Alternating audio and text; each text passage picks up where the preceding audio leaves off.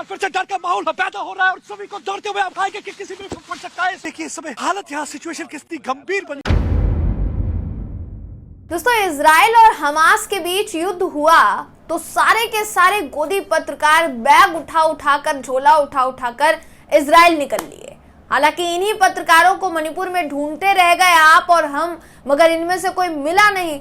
लेकिन यही पत्रकार जाकर इजराइल और हमास युद्ध के बीच उछल कूद करके पत्रकारिता कर रहे हैं। पत्रकारिता तो उसे कहा नहीं जाएगा, पत्रकारिता कहना सही होगा। अब इनकी ये पत्रकारिता भारत में तो चलिए लोग सहन कर लेते हैं, मगर इजराइल की सेना ने इनकी उछल कूद वाली रिपोर्टिंग का खुलासा पल भर में कर दिया।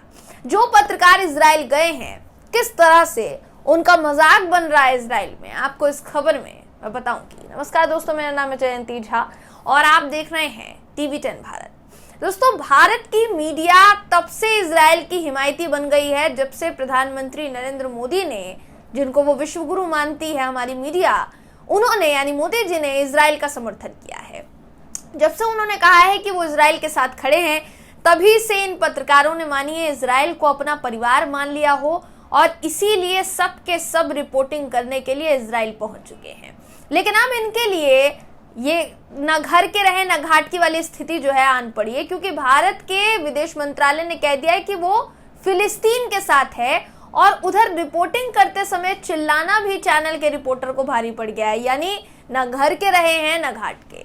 दोस्तों, आपको वीडियो दिखा देते हैं गोदी रिपोर्टर का, ये वीडियो देखिए आप। और एक बार फिर से डर का माहौल पैदा हो रहा है और सभी को दौड़ते हुए आप आएंगे कि किसी भी पड़ सकता है। देखिए इस समय हालत यहाँ सिचुएशन कितनी गंभीर बनी हुई है।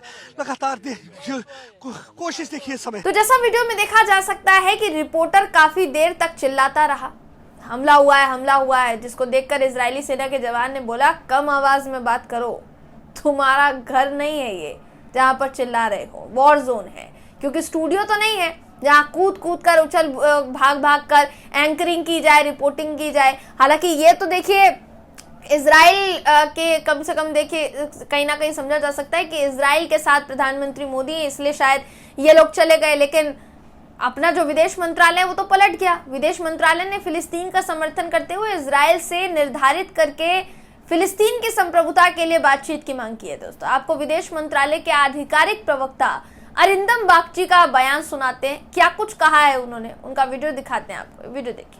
How do we see the situation on Palestine or our position on that? Our policy in this regard has been long-standing and consistent.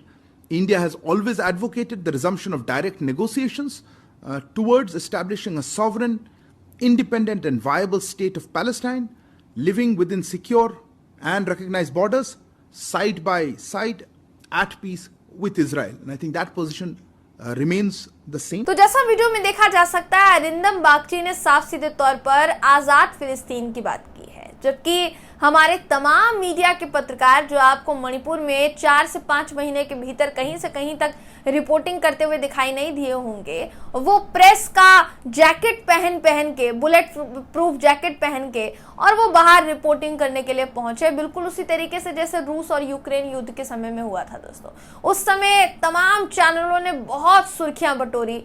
अब दोबारा वही कोशिश है, लेकिन इनकी कोशिश नाकाम तब साबित हो जाती है जब तमाम चैनल के रिपोर्टर जाते हैं। अब अलग अलग चैनल है तो रिपोर्टिंग का स्टाइल अलग अलग होना चाहिए।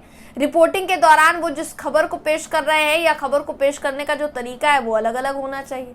लेकिन कई रिपोर्ट्स ऐसी सामने आई जिसमें तमाम जितने पत्रकार हैं एक ही लहजे में एक ही खबर पर रिपोर्टिंग करते हुए नजर आ रहे हैं, एक ही टॉपिक पर, एक ही विषय पर। तो क्या माना जाए, ये वहां गए हैं या इनको जानबूझकर भेजा गया है? ये सवाल उठना चाहिए। दोस्तों, सबसे बड़ी बात देखिए कि गए भी कब, जब प्रधानमंत्री मोदी इजराइल के साथ खड़े हो गए। थोड़े समय पहले खबर सामने आई थी, इजराइल से प्रधानमंत्री मोदी ने फोन पर बात की इजराइल के प्रधानमंत्री से।